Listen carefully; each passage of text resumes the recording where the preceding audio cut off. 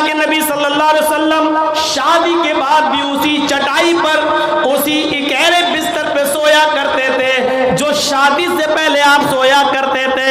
आप ताज्जुब करेंगे, एक बार अल्लाह के नबी सल्लल्लाहु अलैहि वसल्लम जिस बिस्तर पे सो रहे थे, हजरत आयशा ने उस बिस्तर पर लेट कर देखा जो काफी गड़ रही थी। फरमाया अल्लाह के नबी को ये बिस्तर कितना गड़ता होगा, कितना चुभता होगा। हजरत आयशा ने उस बिस्तर को दोहरा कर दिया, दोहरा इकहरा था उसको दोहरा कर दिया ताकि थोड़ा सा नरम हो जाए। अल्लाह के नबी उस बिस्तर पे सो जाते हैं, तहज्जुद की नमाज में नहीं उठ पाते हैं। जब आंख खुली तो फजर का वक्त था, फजर की नमाज पढ़ाने के बाद जब घर पे आते हैं तो पूछते हैं आयशा तुमने बिस्तर पर ऐसी कौन सी चीज बिछा दी थी? आयशा तुमने बिस्तर पर ऐसा क्या बिछा दिया था? आज मुझे नींद आ गई और मैं रात में अल्लाह की इबादत न कर सका, तहज्जुद के अंदर उठ नहीं सका। फरमाया अय अल्लाह के नबी बिस्तर के नीचे तो मैंने कुछ नहीं बिछाया, वो बिस्तर जो इकहरा था उसको मैंने दोहरा कर दिया। मैंने लेट कर देखा, आपको कैसे नींद आती होगी, वो तो काफी चुभ रहा था, काफी गड़ रहा था, मैंने उसको दोहरा कर दिया।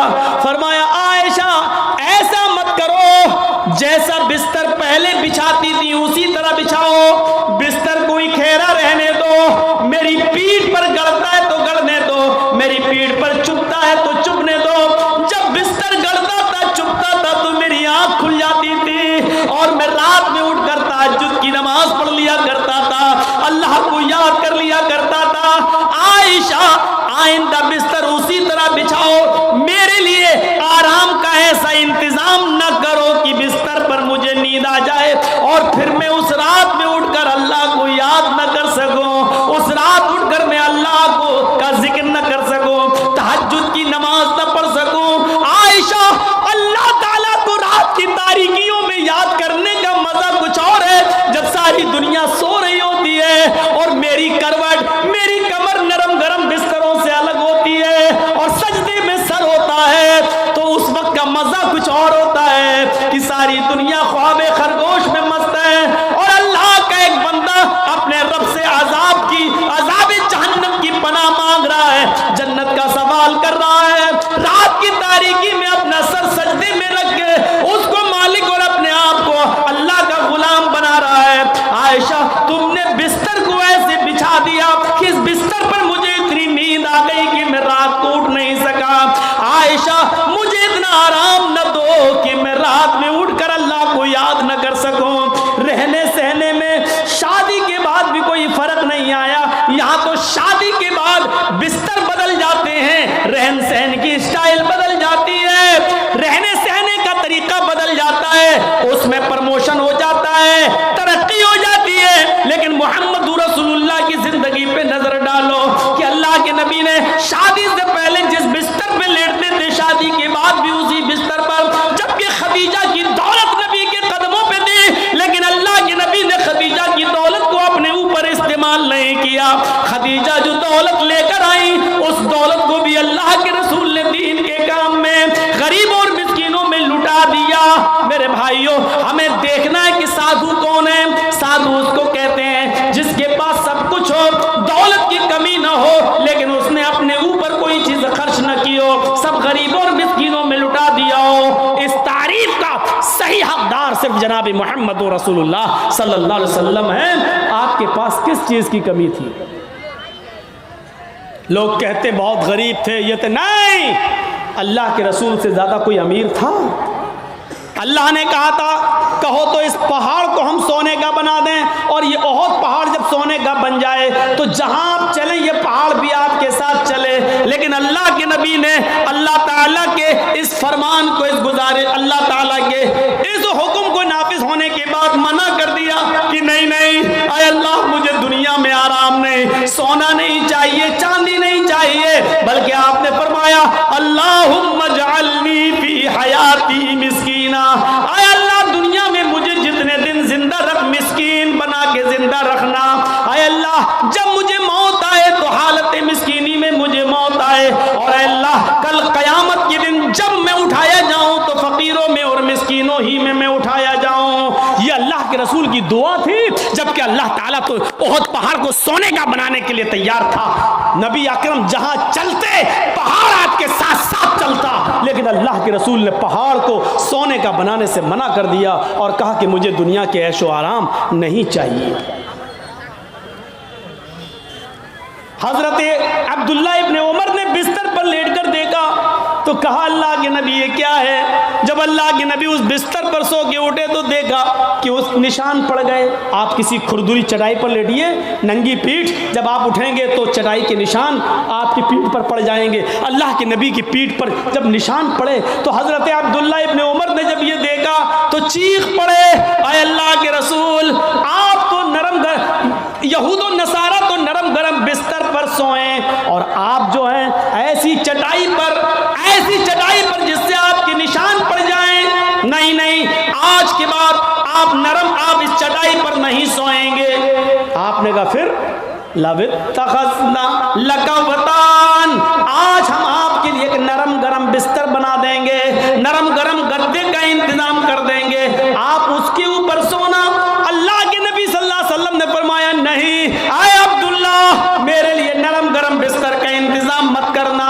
माली वलिद दुनिया माना फिद दुनिया इल्ला कराकी बिनिस्तज़ल्ला तहता शजरा थुम्मा राहा।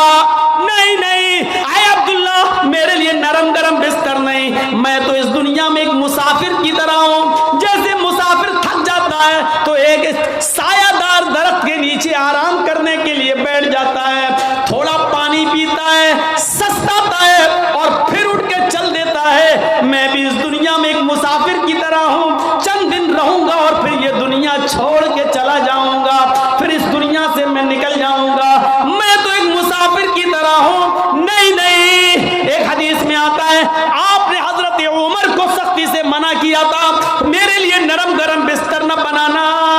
लहुम फिद दुनिया व लना फिल आखिरा, ये नरम गरम बिस्तर इन यहूद और नसारा के लिए दुनिया में है और हमारे लिए आखिरत में है, हमारे लिए आखिरत के अंदर बनाए, आखिरत में है। अस्सलामु अलैकुम व रहमतुल्लाहि व बरकातुहू।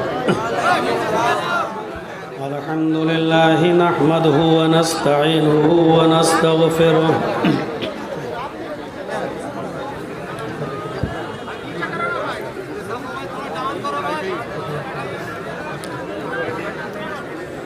व नऊज़ु बिल्लाहि मिन शुरूरि अनफुसिना व मिन सय्यिआति अअमालिना।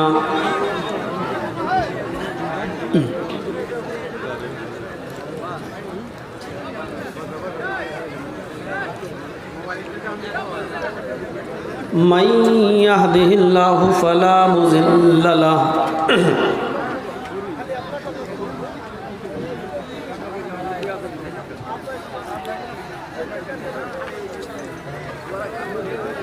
व मन युज़लिल्हु फला हादिय लहु।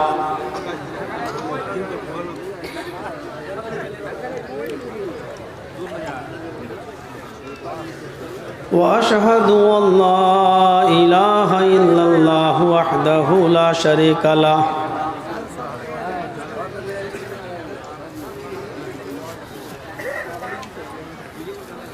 व अशहदु अन्ना मुहम्मदन अब्दुहु व रसूलुहु।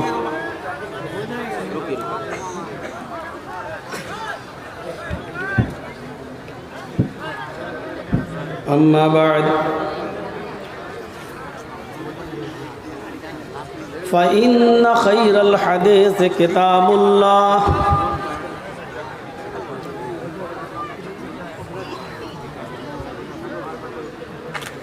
व खैरल हदी हदी मुहम्मदिन सल्लल्लाहु अलैहि वसल्लम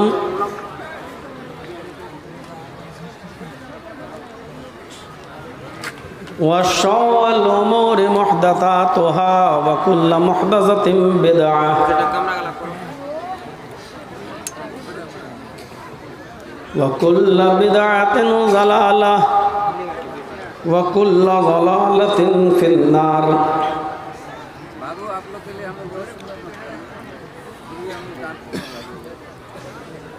अऊज़ु बिल्लाहि मिनश शैतानिर रजीम।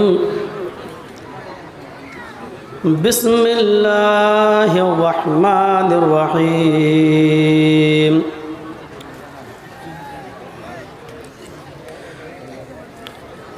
वइज़ अख़ज़ल्लाहु मीसाक़न नबिय्यीना लमा आतैतुकुम मिन किताबिन व हिकमह सुम्मा जाअकुम रसूलुम मुसद्दिक़ुल लिमा मअकुम लतुअ्मिनुन्न बिही व लतंसुरुन्नहु।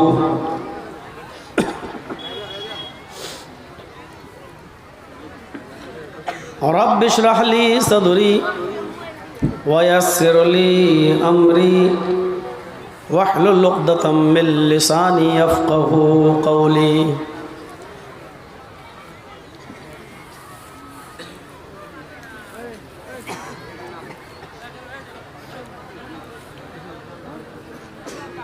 स्टेज पर बैठे हुए मुअक्कर उलमाए किराम, इलाक़े के बावक़ार अहबाब,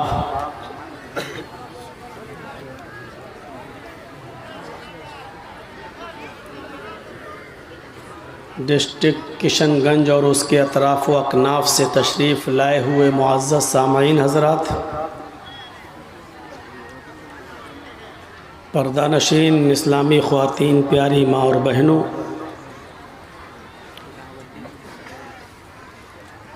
कौम व मिल्लत के लायक़वर नौजवानों, मुस्तक़बिल के होनहार अज़ीज़ बच्चों,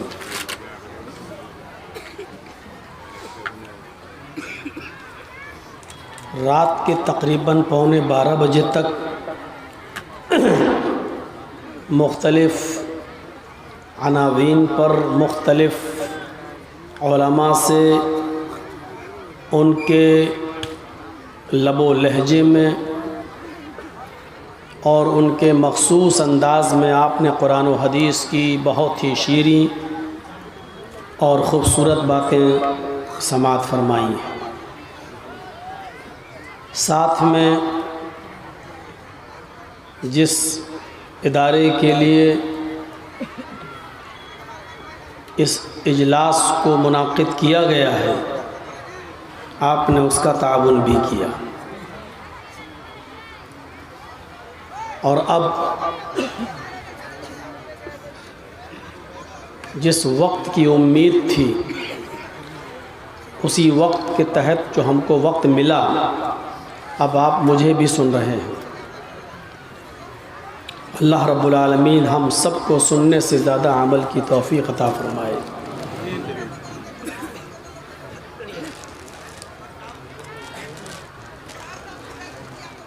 दुनिया में बहुत से पैगंबरों को अल्लाह तबारक व तआला ने मबऊस फरमाया है। आदम अलैहिस्सलातु वस्सलाम से लेकर ईसा अलैहिस्सलातु वस्सलाम तक जितने भी नबी आए, ये पैगंबर अपनी कौम के अंदर, अपने समाज के अंदर किसी ख़ास मज़हब और किसी ख़ास तबक़े के पैगंबर बनकर आए थे। कोई किसी कौम के लिए था, कोई किसी बस्ती के लिए था, लेकिन आखिर में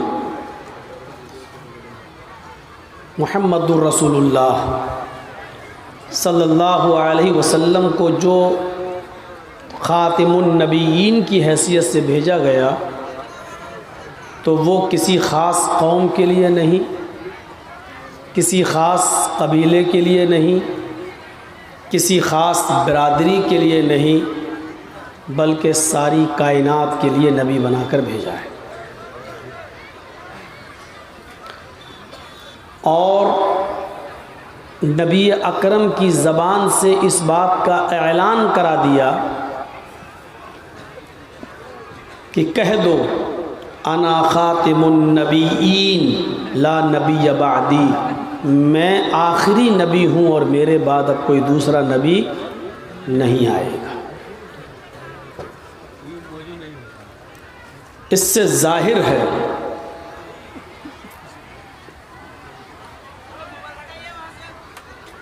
कि आखिरी नबी कि मोहम्मदुर रसूलुल्लाह सल्लल्लाहु अलैहि वसल्लम को अल्लाह ताला ने किसी ख़ास कौम के लिए नहीं, ख़ास कबीले के लिए नहीं, ख़ास बरादरी के लिए नहीं, बल्कि सारी इंसानियत के लिए नबी बनाकर भेजा है।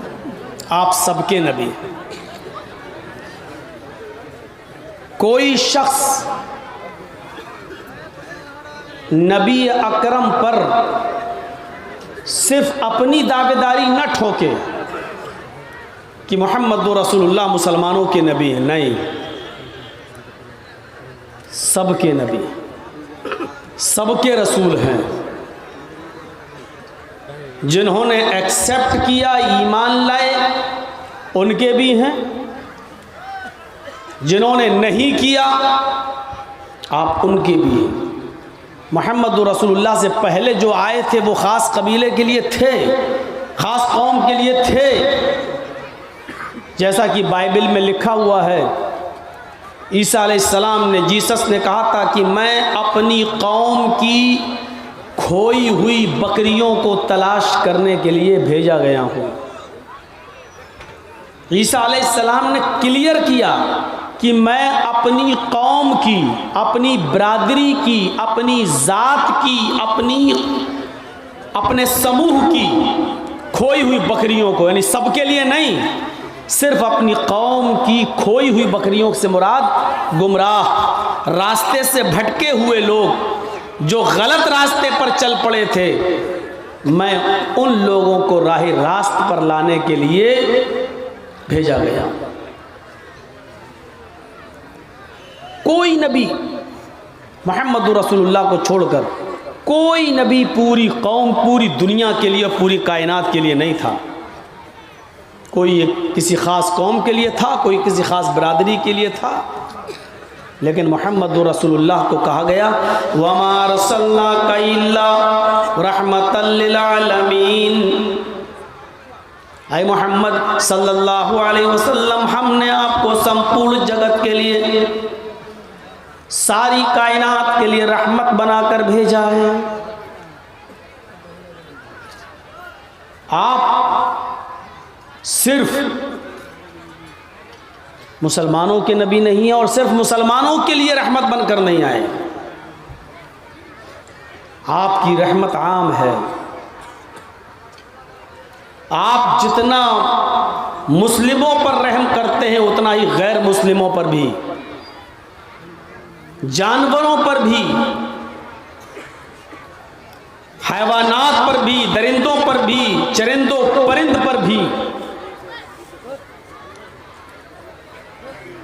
वो मंजर शायद आपको याद हो जिसको इमाम बैहक़ी ने अपनी सुनन के अंदर नकल किया है कि एक यहूदी मोहम्मद रसूलुल्लाह सल्लल्लाहु अलैहि वसल्लम के गले में फंदा डालता है, कपड़ा डाल देता है और उसको ऐंठने लगता है।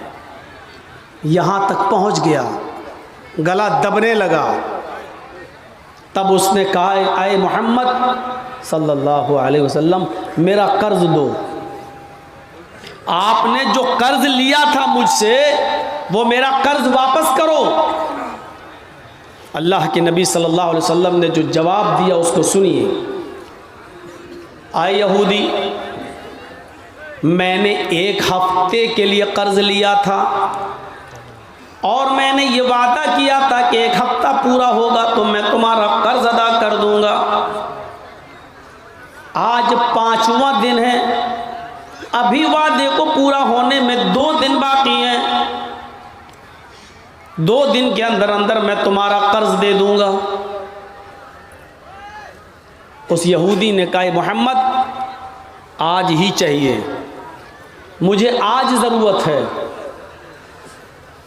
अल्लाह के नबी कहते हैं कि आज तो नहीं है मेरे पास, 7 दिन का वादा था, 5 दिन हुए हैं, 2 दिन तुम पहले मांग रहे हो, 2 दिन पूरे हो जाने दो, जब मैं नहीं दूं तब आप कहना। मैंने आज तक वादा खिलाफी नहीं की। उसने कहा ठीक है, आपने वादा किया था 7 दिन का, लेकिन मुझे आज ज़रूरत है, मुझे आज चाहिए। आपने कहा अर्जेंट मांग रहे हो, कहाँ से दे दूं? उसने कहा मैं उठने नहीं दूंगा, आप यहीं रहिए, जब तक आप मेरा कर्ज नहीं देंगे मैं जाने नहीं दूंगा। आप वहीं बैठ गए। गौर कीजिए, जिस जगह पर खुद आपकी हुकूमत हो, आप ही का हुक्म चलता हो,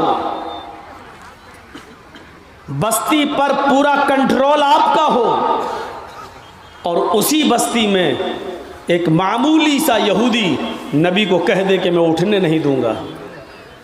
क्या ये तसव्वुर कर सकते हैं आप? क्या आप अपने इलाके में नीतीश कुमार से कह सकते हो कि यहाँ बैठ जाओ, जाने नहीं दूंगा? क्या यूपी के अंदर हम योगी से कह सकते हैं बैठ जाओ, हम उठने नहीं देंगे? क्या दिल्ली में आप केजरीवाल से कह सकते हैं बैठ, मैं उठने नहीं दूंगा? जिस बस्ती पर हमारा नियंत्रण हो, कंट्रोल हो, और उसी बस्ती में हमसे ये कहा जा रहा हो कि मैं उठने नहीं दूंगा, पहले मेरा कर्ज अदा करो, और आप बैठ जाते हैं। हज़रत अबू बकर से हज़रत उमर फारूक को गुस्सा आ रहा है, लेकिन आप कह रहे हैं नहीं, अरे उमर तुम्हें कुछ नहीं बोलना है, मामला हमारा और इसका है, मैंने इससे कर्ज लिया है, ये मुझसे सख्ती कर रहा है, करने दो, लेकिन तुम बीच में नहीं बोलोगे। बैठ गए। इमाम बैहक़ी अपनी सुनन के अंदर नकल करते हैं कि ज़ोहर की अजान का वक्त होता है। आपने कहा यहूदी अजान की आवाज़ आ रही है, क्या मैं मस्जिद में नमाज पढ़ने जा सकता हूँ? उसने कहा बिल्कुल नहीं, पहले मेरा कर्ज दे दो, उसके बाद जहाँ जाना हो चले जाओ। असर की नमाज का वक्त आया, उसने नहीं जाने दिया। मगरिब की नमाज का वक्त आया, उसने नहीं जाने दिया। इशा की नमाज का वक्त हुआ, उसने नहीं जाने दिया। यहाँ तक कि रात के अंदर भी उसने नहीं जाने दिया। आपने पूरी रात उसी जगह पर गुजारी, वो यहूदी भी वहीं मौजूद है। सुबह फजर की नमाज भी आपने वहीं पढ़ी। इमाम बैहक़ी ने अपनी सुनन के अंदर नकल किया हत्ता ततलुअ शम्स, यहाँ तक के सूरज तुलू हो गया। जब सूरज चमकने लगा तो वो यहूदी अल्लाह के नबी के पास खुद चल कर आता और बैठ जाता है और कहता है हाथ यदका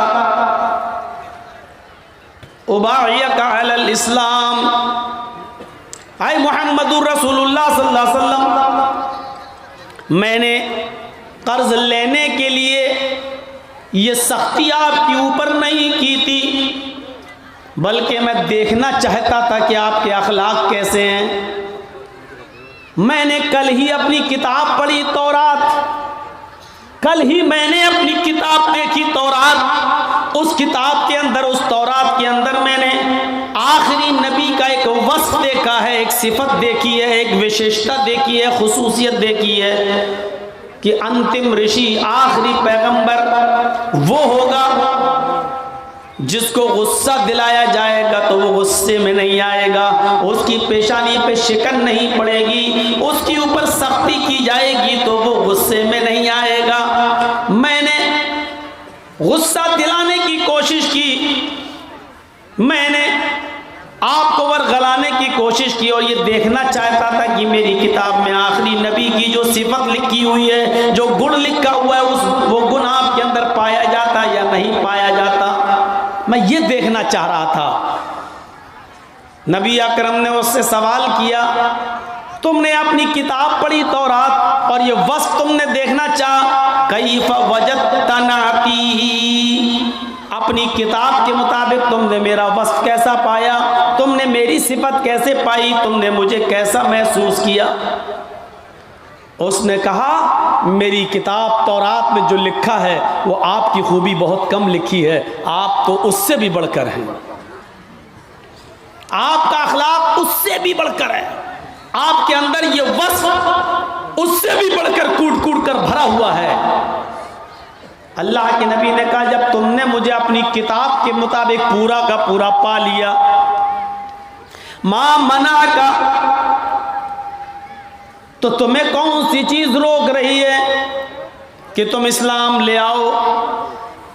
कौन सी चीज तुम्हें रोके हुए है? फिर तुम क्यों इस्लाम नहीं लाते हो?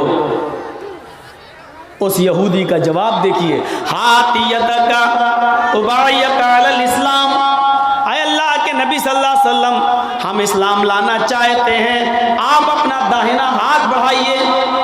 अल्लाह के नबी ने अपना दाहिना हाथ बढ़ाया, उस यहूदी ने अपना हाथ बढ़ाया और उसी वक्त उसने कलमा पढ़ा, अशहदु अल्ला इलाहा इल्लल्लाह व अशहदु अन्ना मुहम्मदन अब्दुहु व रसूलुहु। मैं इस बात का इकरार करता हूँ कि अल्लाह के अलावा कोई माबूद नहीं, और इस बात की गवाही देता हूँ कि मोहम्मद सल्लल्लाहु अलैहि वसल्लम अल्लाह के बंदे और उसके रसूल हैं। ये कलमा पढ़कर वो इस्लाम लाया। इस वाक़े से पता चलता है कि हुकूमत अपनी, सल्तनत अपनी, ममलिकत अपनी, पावर अपना, सब कुछ अपना, लेकिन इसके बावजूद क्या कह रहे हैं? नहीं, इसके ऊपर कोई जुल्म नहीं करेगा, मेरा इसका मामला है। और अल्लाह के रसूल ने किसी सहाबी को उस यहूदी पर जुल्म नहीं करने दिया। उसने मुतालबा किया, आपने उससे कहा कि मेरे पास आज तो नहीं, उसने मजबूर किया, बैठने पर आप बैठ गए, लेकिन आपने उसके ऊपर जुल्म नहीं होने दिया। ये नबी की रहमत यहूदी के साथ थी, ये रहमत थी नबी अकरम की। कुरान ने सच कहा, वमा अरसलनाका इल्ला रहमतल लिल आलमीन, हमने आपको सारी कायनात के लिए रहमत बनाकर भेजा है। कुरान पढ़ जाइए, जा बजा ईसा अलैहिस्सलाम का जिक्र किया है कुरान ने। कहीं पर भी आप नहीं देखेंगे कि ईसाइयों पर जुल्म और ज्यादती करने का हुक्म दिया हो अल्लाह ने या जनाब मोहम्मद रसूलुल्लाह सल्लल्लाहु अलैहि वसल्लम ने, कहीं नहीं। किसी भी तबके को आप उठाकर देख लीजिए, आपने किसी भी तबके के ऊपर जुल्म नहीं होने दिया, सबके साथ रहमो करम का मामला अपनाया। यहूदियों के साथ, ईसाइयों के साथ, मजूसियों के साथ, उस जमाने के तमाम ऐसे लोग जिन्होंने मक्के को में मजबूर कर दिया था मोहम्मद रसूलुल्लाह को और आपके साथियों, कभी हबशा हिजरत करने पर, कभी मक्के से मदीना हिजरत करने पर मारा, सताया, और जो सहाबा हिजरत करने के लिए तैयार हुए तो उनकी जमीन और जायदाद छीनी, उनका मालो दौलत छीना, कहा कि मदीने जा रहे हो जाओ, लेकिन शादी तुमने मक्के में की है, ये बेटी मक्के की है, तुम मदीने नहीं ले जा सकते, बीवी को छोड़ दिया। इधर से बाप आया, ये बेटी मेरी है, तुम्हें जाना है जाओ, लेकिन हम अपनी बेटी को मदीने नहीं ले जाने देंगे। ससुराल वालों ने बेटी छीन ली, छोटा बच्चा, 1 साल, 1.5 साल, 2 साल की उम्र, बाप ने इस बच्चे को अपनी गोद से लिया और चला। उधर से लड़के के माँ बाप आ गए, नहीं, ये बच्चा हमारे खानदान का चश्मो चिराग है, हम तुम्हारी शादी नहीं करवाते तो ये बच्चा नहीं आता, तुम इस बच्चे को भी बददीन बनाओगे, मोहम्मद के रास्ते पे चलाओगे, या अपने बाप दादा का दीन छोड़ देगा। तुम्हें जाना है तो जाओ, लेकिन बच्चे को हमारे हवाले कर दो। बीवी को ससुराल वालों ने ले लिया, बच्चे को अपने घर वालों ने छीन लिया, लेकिन हिजरतों के सताए हुए, मालो दौलत जिनका ले लिया गया, वो बीवी बच्चे भी जिनके छीन लिए गए, इन्होंने सारी कुर्बानियां दी, लेकिन मदीने पहुंचे। मक्के वालों ने जुल्म की इतनी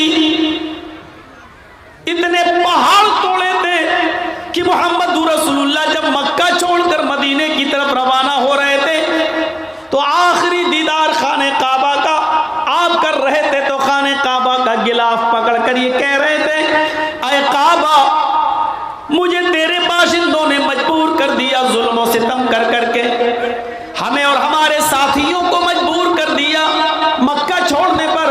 अय काबा, अगर मुझे इस शहर के बाशिंदों ने मजबूर न किया होता तो मैं तुझे छोड़ के कभी न जाता।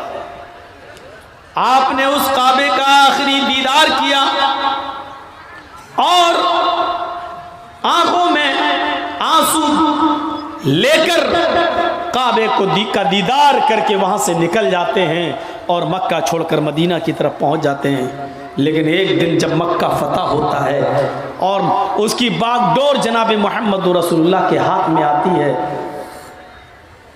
खाने काबा में घुस जाते हैं, हजरत अली के कांधे पर सवार हैं, छड़ी आपके हाथ में है, खाने काबा को पाक करने की जरूरत पड़ती है। सबसे पहले उन्हीं 360 मूर्तियों को हटाया जाता है, क्योंकि उसी को हटाने के लिए और उसी खाने काबा में तौहीद का डंका बजाने के लिए मोहम्मद को खातिमुन नबीय्यीन बनाकर भेजा गया था। इसलिए आज मक्का फतह हो गया है, मक्के से मूर्तियों का निकाला जाना, बुतों का निकाला जाना जरूरी था। मक्के में घुस जाते हैं, खाने काबा की एक एक मूर्ति को गिराते जाते हैं, एक एक मूर्ति पर लाठी मारते हैं, वो जमीन पर गिरती और टूट जाती, एक एक मूर्ति को छड़ी से गिराते जाते और कहते जाते, जा अल हक व ज़हक़ल बातिल इन्नल बातिल कान ज़हूक़ा, हक आ गया और बातिल मिट गया, और बातिल को तो मिटना ही था। जब आपने मूर्तियों से खाने काबा को साफ कर दिया तो उस मौके पर एक सहाबी थे, हजरत सहल, खड़े होकर कहने लगे, आए मक्के के काफिरों तैयार हो जाओ, आज तुम्हारी भी गर्दनें उड़ाई जाएंगी। तुमने हमारी गर्दनें उड़ाई थी, तुमने हमारे बीवी बच्चों को सताया था, हमें मक्का छोड़ने पर मजबूर किया था, आज इंतकाम के लिए तैयार हो जाओ, आज हम बदला लेंगे, आज हम भी इंतकाम लेंगे। हजरत साल ने कहा, हजरत साद ने, अल यौम यौमुल मलहमा, आज का दिन तो टुकड़े टुकड़े कर देने का दिन है, आज का दिन तो बोटी बोटी कर देने का दिन है, आज का दिन तो एक दूसरे की गर्दनें उड़ाने का दिन है। आज तो तुमने, आज मक्का हमारे हाथ में आ गया है, आए मक्के के काफिरों, आज तुम्हारी गर्दनें उड़ाई जाएंगी, आज तुम्हें कत्ल किया जाएगा, आज तुम्हारे किए हुए एक एक जुल्म और एक एक जुर्म का इंतकाम लिया जाएगा, बदला लिया जाएगा। जैसे हजरत साद ये पुकारते हैं, दूसरी जगह मोहम्मद रसूलुल्लाह सल्लल्लाहु अलैहि वसल्लम बैठे हुए थे, वो फरमाते नहीं, आए मक्के के काफिरों, तुम्हें साद के इन जुमलों से डरने की जरूरत नहीं है, आज तुम्हारे ऊपर कोई खौफ नहीं है, आज तुम्हें डरने की कोई जरूरत नहीं है। साद ने तो इंतकाम की भावना में कह दिया कि आज का दिन बदले का दिन है, आज के दिन गर्दनें उड़ाई जाएंगी, बल अल यौम यौमुल मरहमा, आज का दिन बोटी बोटी करने का नहीं, आज का दिन तो रहमो करम करने का दिन है, आज का दिन तो अफू दरगुजर का दिन है, आज का दिन तो एक दूसरे को माफ कर देने का दिन है, आज का दिन तो एक दूसरे को नजरअंदाज कर देने का दिन है, आज का दिन तो एक दूसरे को माफी देने का दिन है। आओ अपने जुर्मों की माफी मांगो, हम माफ करने के लिए तैयार हैं। और आपने मक्के के अंदर एक एक मुजरिम को माफ किया, और जुर्म भी ऐसा वैसा नहीं, बहुत खतरनाक जुर्म जिन्होंने किए। हिंद आती है जिसने हमजा का कलेजा निकाला था, वो हिंद आती है जिसने हमजा की नाक काटी थी, कान काटा था और उसका हार बनाकर अपने गले में पहना था, वो हिंद आती है जिसने हमजा का पेट फाड़ा था, हमजा का पेट फाड़कर कलेजा निकाला था, कलेजे की बोटियों को जबान पर रखकर दांतों से चबाया था, खाने की कोशिश की लेकिन दिल गवारा नहीं किया, इसलिए थूक देती है। वो हिंदा सामने खड़ी है जिसने मोहम्मद रसूलुल्लाह के चचा हमजा की गर्दन काटी हो, नाक काटी हो, कान काटा हो और उसका हार बना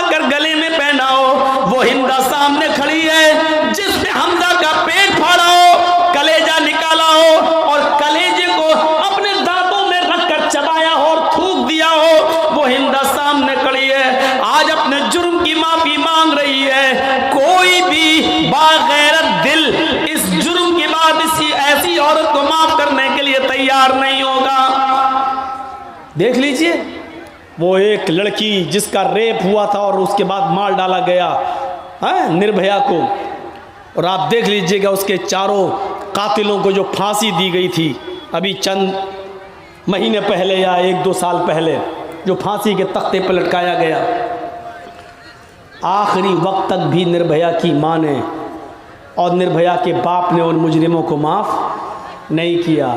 हर कोई अपने रिश्तेदार के कातिल को माफ़ करना गवारा नहीं करता। खुद आपका बेटा जिसने आपके आंखों के सामने मार डाला हो, क्या आपका कलेजा उसको माफ़ कर देगा? आपका दिल कभी गवारा नहीं होगा। आप तो चाहेंगे कि इसको तड़पा के मारा जाए। नबी अकरम के सामने हिंदा खड़ी है, हुकूमत नबी की, सल्तनत नबी की, जिम्मेदार नबी, पूरे मक्के की बागडोर नबी के हाथ में, और हिंदा कह रही है कि हाँ मैंने ये जुर्म किया है, अय अल्लाह के रसूल हमें माफ़ कर दीजिए। और आप अपने कलेजे पर पत्थर रखकर, अपने दिल पर पत्थर रखकर कहते हिंदा जा मैंने तुझे माफ़ कर दिया, लेकिन एक रिक्वेस्ट है, एक अपील है, एक गुजारिश है, मेरे सामने मत आना, कभी भी मेरे आंखों के सामने मत आना।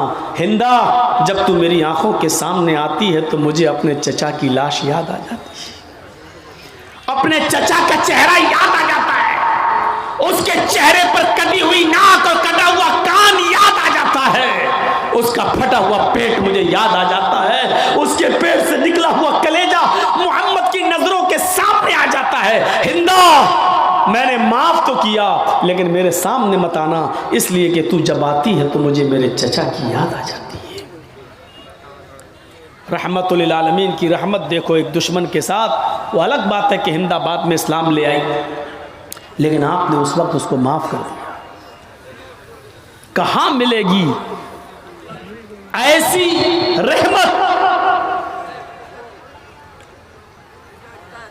सच कहा कुरान ने, आदम से लेकर ईसा तक जितने भी नबी आए, हर नबी एक कौम एक कबीले के लिए, लेकिन जो भी आया उसने आखिरी नबी के बारे में जरूर बता दिया कि एक नबी आएंगे, सारी कायनात के होंगे।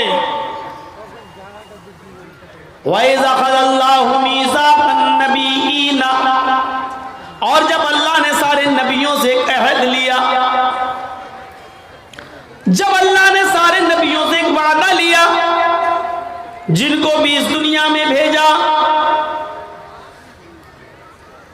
एक अहद लिया, एक वादा लिया, लमा आतैतुकुम मिन किताबिय्य व हिकमा, आए नबियों, हाय पैगंबरों, हमने तुम्हें जो किताबो हिकमत में से जो चीजें तुम्हें दी हैं, इसको लेकर तुम दुनिया में जा तो रहे हो, लेकिन अगर तुम्हारी जिंदगी में मेरा आखिरी नबी आ जाए, थुम्मा जाअकुम रसूलुम मुसद्दिकुल लिमा माअकुम, तुम्हारी जिंदगी में मेरे आखिरी पैगंबर आ जाएं, तुम्हारी जिंदगी में जनाबी मोहम्मद रसूलुल्लाह आ जाएं, और वो उस चीज की तस्दीक करें जो तुम लेकर जा रहे हो, उस चीज की पुष्टि करें जो तुम लेकर जा रहे हो, तो तुम्हारी जिम्मेदारी क्या होनी चाहिए, तुम्हारी ड्यूटी क्या होनी चाहिए?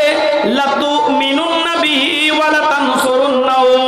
हाय मूसा, हाय ईसा, हाय इब्राहिम, हाय जकरिया, हाय नूह, हाय यहया, हाय पैगंबरों, अगर तुम्हारी जिंदगी में आखिरी नबी आ जाएं, लतुमिनुन्न बिही व लतंसुरुन्नहु, तो तुम सारे के सारे पैगंबर उस नबी के ऊपर ईमान ले आना, आखिरी नबी जनाबी मोहम्मद रसूलुल्लाह की रिसालत को तस्लीम कर लेना, और वो जो मिशन लेकर गए उनके मिशन में उनकी मदद भी करना, वला तंसुरुन्नहु, उनके मिशन में, उनके वर्क्स में, उनके कामों में तुम उनकी मदद भी करना।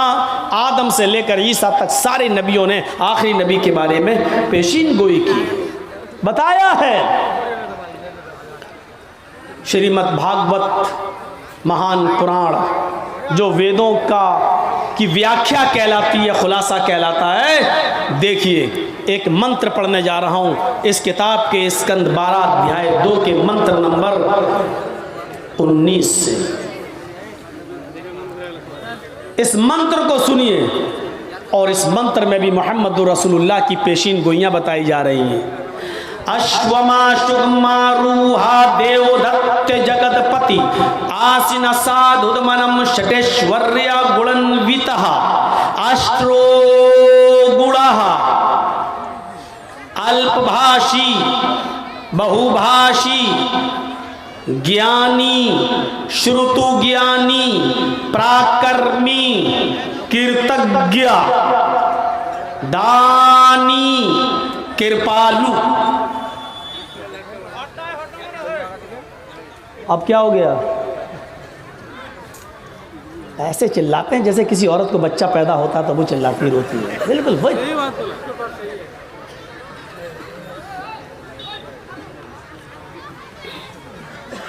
हम तो समझते हैं औरतों ही को दर्द होता है, इनको उनसे भी ज़्यादा दर्द होता है। ए भैया बैठ जाओ, ये देखो सामने क्या कर रहे हैं, चंदा कर रहे हैं ना, तब ठीक है, तब ठीक है, जाओ जाओ जाओ। उसके लिए हम मना नहीं करेंगे, उसी के लिए तो जलसा हो रहा है। अब मंत्र पढ़ने पे आए तो आप लोग शोर करने लगे। अश्वमा शुगमारूहा देवदत्त जगतपति, अंतिम ऋषि को कल्कि को एक अश्व कहते हैं संस्कृत में घोड़े को, और शुगमारूहा शुगमारूहा बिजली से भी ज़्यादा तेज़ रफ्तार से चलने वाला। तो उस ज़माने में बिजली तो थी नहीं, तो ये शब्द कहाँ से आ गया बिजली से ज़्यादा? तो आसमानी बिजली मुराद है।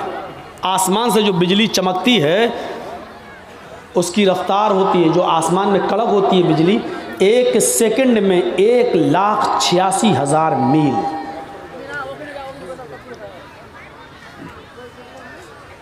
ये देखो इधर तकरीर भी सुन रहा हूँ, मोबाइल में ऐसे कर रहा है। तो ऐसा घोड़ा दिया जाएगा अंतिम ऋषि को, आखिरी नबी को ऐसा घोड़ा मिलेगा शुगमारूहा, जो बिजली से भी ज्यादा तेज रफ्तार से चलेगा, बिजली से भी ज्यादा तेज रफ्तार से। और वो घोड़ा कौन देगा? देवदत्त, देव अल्लाह ईश्वर भगवान दत्त देगा। वो घोड़ा अल्लाह की तरफ से, ईश्वर की तरफ से उसको दिया जाएगा, गॉड गिफ्ट, अल्लाह की तरफ से उसको मिलेगा। और किसको मिलेगा? उसका नाम आगे आ रहा, जगतपति।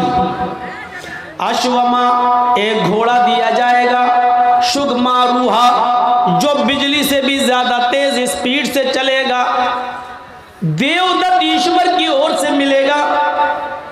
जगतपति उसको दिया जाएगा जो पूरे विश्व का, पूरी दुनिया का पति होगा, पूरी दुनिया का रक्षक होगा, पूरी दुनिया का हिफाजत करने वाला, पूरे विश्व का रक्षक। पति के माना रक्षक, पति के माना दूल्हा नहीं होता है। पति इसीलिए कहा जाता है किसी औरत के दूल्हा को, क्योंकि वो अपनी पत्नी की इज्जत और उसकी आबरू की रक्षा करता है। उसको क्या कहा जाता है? पति। ये इसका पति है। पति का मतलब रक्षक है। यानी एक मर्द ने किसी औरत से निकाह करके उसको अपनी रक्षा में ले लिया है, अब उसको हजारों गंदी नजरों से बचा लिया है, उसका वो रक्षक हो गया है, उसका वो मुहाफिज हो गया है। तो पति का माना क्या होता है? मुहाफिज। पति के माना दूल्हा नहीं होता है। अगर पति के माना दूल्हा किया जाने लगे तो बहुत गड़बड़ी पैदा हो जाएगी। सेनापति तर्जुमा करो, क्या करोगे? पूरी सेना का दूल्हा। सेना का कोई दूल्हा होता? सेनापति का मतलब पूरी सेना का रक्षक। राष्ट्रपति क्या तर्जुमा करोगे? पूरे राष्ट्र का, पूरे देश का रक्षक। अगर पति का माना दूल्हा करोगे तो क्या मतलब? पूरे देश का दूल्हा। भारत में जितनी औरतें सबका दूल्हा है वो। पति का माना यहाँ दूल्हा नहीं होगा। जिसके पास लाखों रुपए होते हैं उसको कहते हैं लखपति, जिसके पास 1-2 करोड़ रुपया होता है उसको क्या कहते हैं? करोड़पति। तो लखपति और करोड़पति का मतलब ये नहीं होता लाखों औरतों का दूल्हा और करोड़ों औरतों का दूल्हा, बल्कि इनका मुहाफिज, इनका रक्षक, इनका मालिक। मोहम्मदुर रसूलुल्लाह के लिए शब्द क्या इस्तेमाल हुआ? जगत पति। पूरे जगत मानी दुनिया, और पति मानी जगत मानी वर्ल्ड, जगत मानी विश्व, और पति मानी रक्षक। पूरे दुनिया का, पूरे विश्व का रक्षक।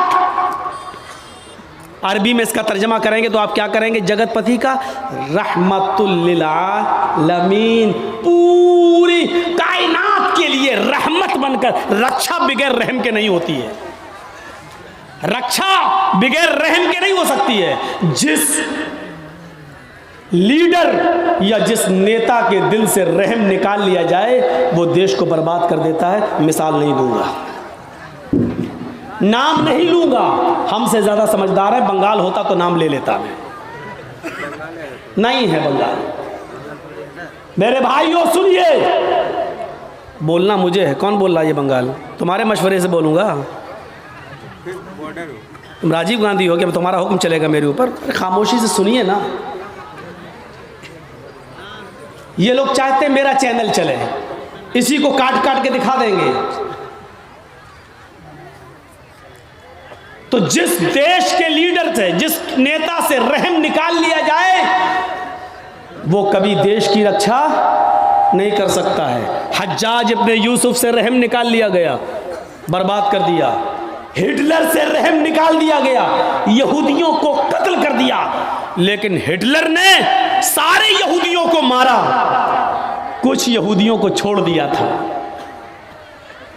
यहूदियों को छोड़ दिया था, कुछ यहूदियों को छोड़ा था। लेकिन उसने एक बहुत बड़ा ऐतिहासिक और हिस्ट्रिकल वर्ड इस्तेमाल किया था। लोगों, मैं कुछ यहूदियों को जानबूझकर इसलिए छोड़ रहा हूं, मैं चाहूं तो इनको भी कत्ल कर सकता हूं, मैं चाहूं तो इनको भी मार सकता हूं, लेकिन इन यहूदियों को जानबूझकर मैं इसलिए जिंदा छोड़ रहा हूं ताकि बाद में आने वाली नस्ल को इस बात का अंदाजा हो जाए कि ये कितनी हरामी कौम है, ये कितनी नालायक कौम है, ये कितनी गंदी कौम है, और मैंने इन यहूदियों को क्यों कत्ल किया है ये बाद में आने वाली नस्ल को पता चल जाए। आज यकीन मानिए, हिटलर ने उन यहूदियों को छोड़कर एहसास जरूर दिलाया है कि वाकई यहूदी दुनिया की सबसे बड़ी कमजोर और सबसे बड़ी नालायक और सबसे बड़ी हरामी कौम अगर कोई है तो वो ये यहूदी है।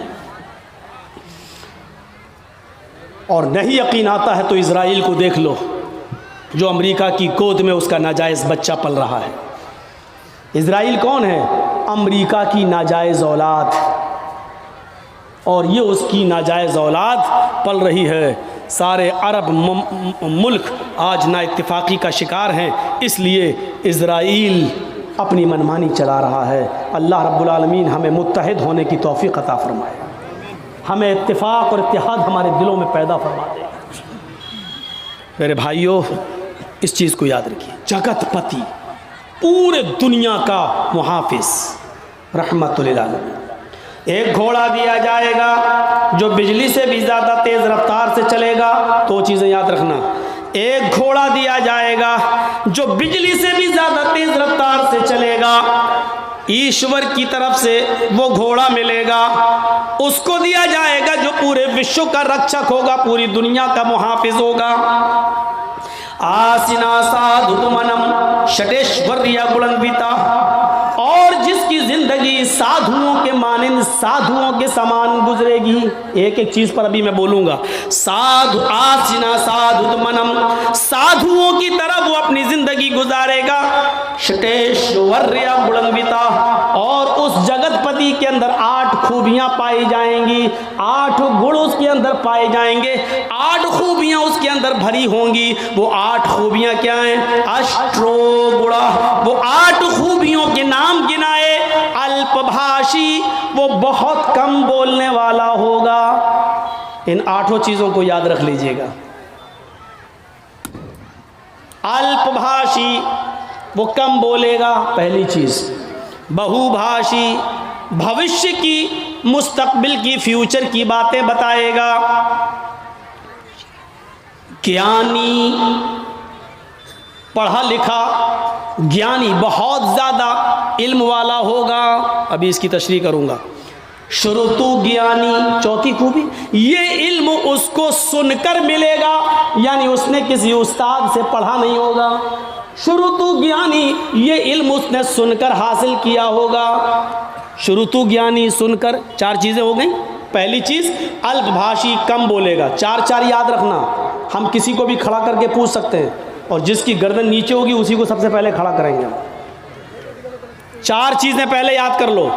कम बोलने वाला होगा 1, फ्यूचर की मुस्तकबिल की बातें बताएगा 2, ज्ञानी बहुत बड़ा जानकार होगा 3, शुरुतु ज्ञानी, ये चीज़ें उसको सुनकर हासिल होंगी, यानी शुरुतु ज्ञानी सुनकर इल्म हासिल होगा। 4 चीज़ें। अब 4 चीज़ें यहाँ देखो। पराक्रमी, बहुत बड़ा बहादुर होगा। पराक्रमी, बहुत बड़ा बहादुर होगा। दानी, खैरात करने वाला होगा। उसके पास कोई भी चीज़ आएगी रुकेगी नहीं, वो गरीबों में खैरात कर देगा। खैरात करने वाला होगा दानी। कृतज्ञ, एहसान करेगा लोगों पर लेकिन उस एहसान को जताएगा नहीं। 7वीं चीज़, वो एहसान करने वाला होगा लेकिन एहसान करके जताएगा नहीं। और 8वीं चीज़ कृपालु, दयावान होगा।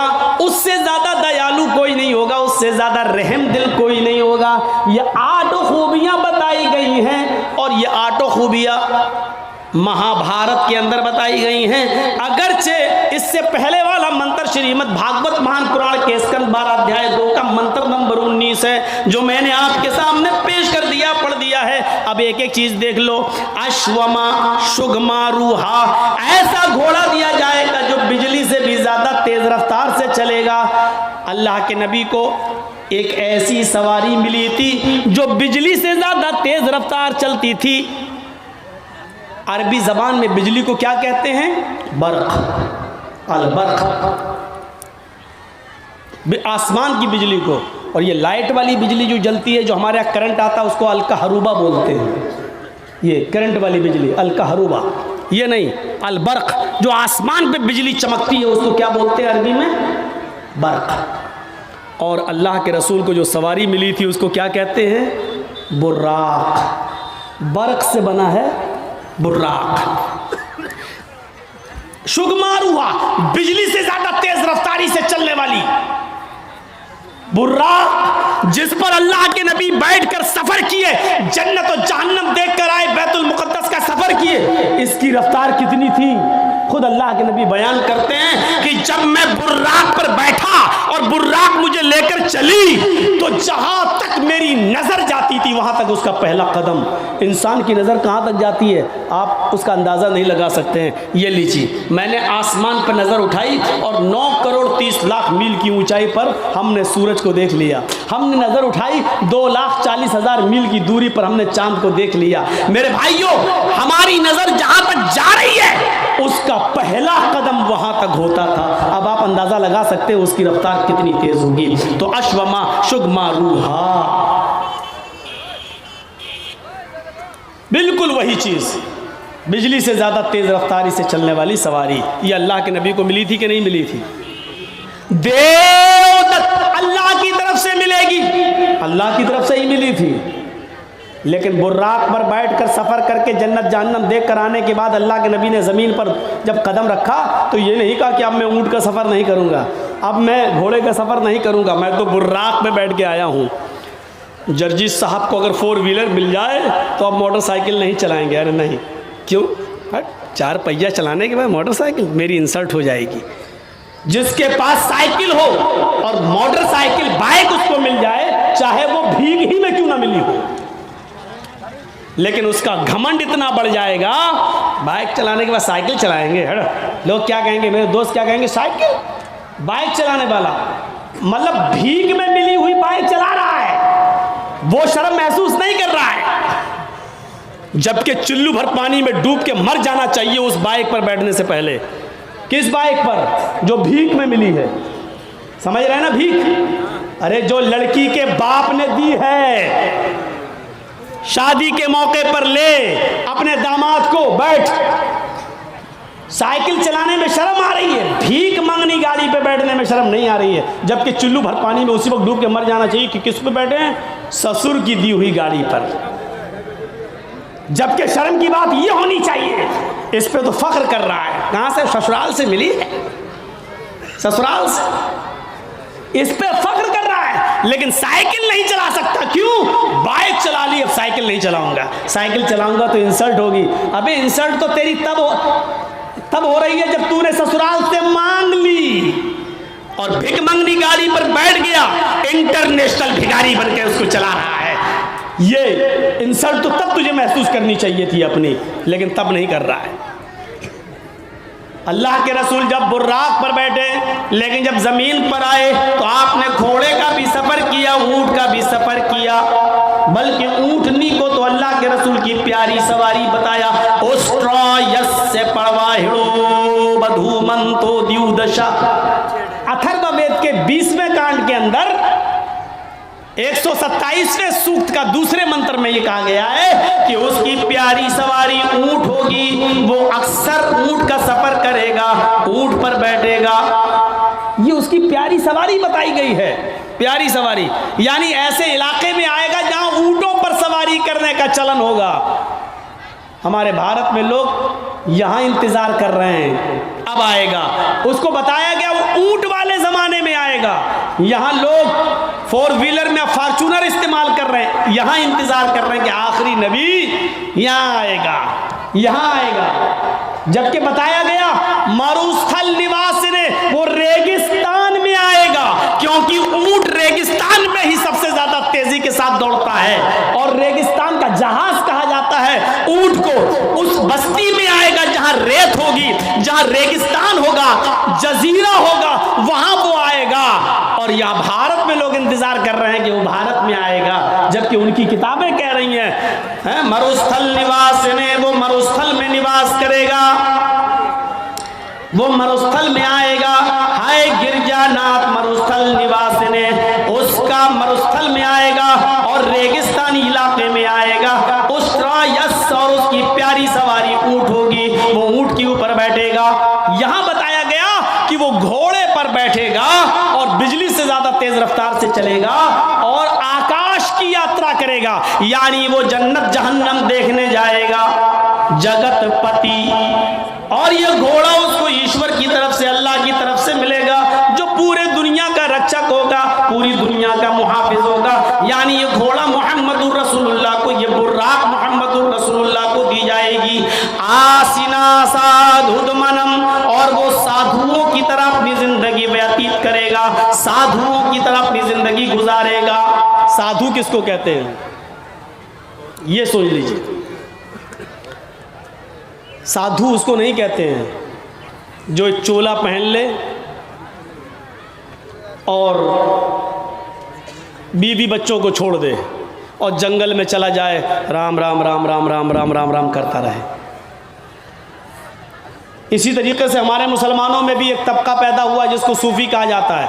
वो तस्बीह हाथ में लेते हैं और अल्लाहू अल्लाहू, कभी कभी झटका मारते हैं, कभी देखिएगा आप झटके मारेंगे, अल्लाहू अल्लाहू अल्लाहू ऐसे करेंगे। कभी चिमटा ले लेंगे अपने हाथ में, चिमटी ट्रेनों में मिलेंगे, अल्लाहू अल्लाहू अल्लाह, इस तरीके से करें। ऐसा वो महसूस कराएंगे आपको कि हमारे अंदर अल्लाह घुस गया है, अल्लाह हमारे नस नस में है, अल्लाहू अल्लाहू, वो झटके मारेंगे। ऐसे लोग आपको जहाँ मिलें इनको उल्टी छुरी से काटो। ये दुनिया के सबसे बड़े हरामखोर लोग हैं, कौम के ऊपर बोझ बने हैं। इनसे पूछो खाना कहाँ से आएगा, चुप, अल्लाहू अल्लाहू अल्लाहू। एक से मैंने पूछा भाई खाना कहाँ, शाम को खाना क्या कर कहाँ से आएगा, अल्लाहू अल्लाहू।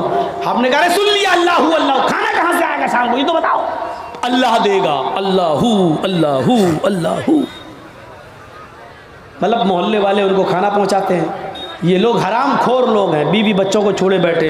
बीवी बच्चों को छोड़कर किसी भी जगह चले जाना मेरे भाइयों, और इबादत में मसरूफ होना, ये सबसे बड़ा इस्लाम का, इस्लामी दुश्मनी है। ये इस्लाम दीन मुअतदिल है। मुअतदिल जानते हो, इस्लाम नमाज का हुक्म तो देता है, लेकिन पूरा दिन और पूरी रात मुसल्ला बिछा के नमाज पढ़ने की इजाज़त आपको नहीं देता है। इस्लाम आपको रोजा रखने का हुक्म तो देता है, लेकिन कंटिन्यू और मुसलसल 12 महीने हर रोज रोजा रखने की इजाजत आपको नहीं देता है। इस्लाम आपको ज़कात देने का हुक्म तो देता है, लेकिन अपना सारा माल अल्लाह की राह में लुटा देना और खुद फकीर बन जाना, गरीब बन जाना, इसकी इजाजत इस्लाम आपको नहीं देता है। इस्लाम आपको हज की इजाजत तो देता है कि हज कीजिए, लेकिन ये नहीं कहता कि हज करने के लिए तुम अपना घर बेच दो, अपना मकान बेच दो, अपनी दुकान बेच दो, लेकिन हज करो।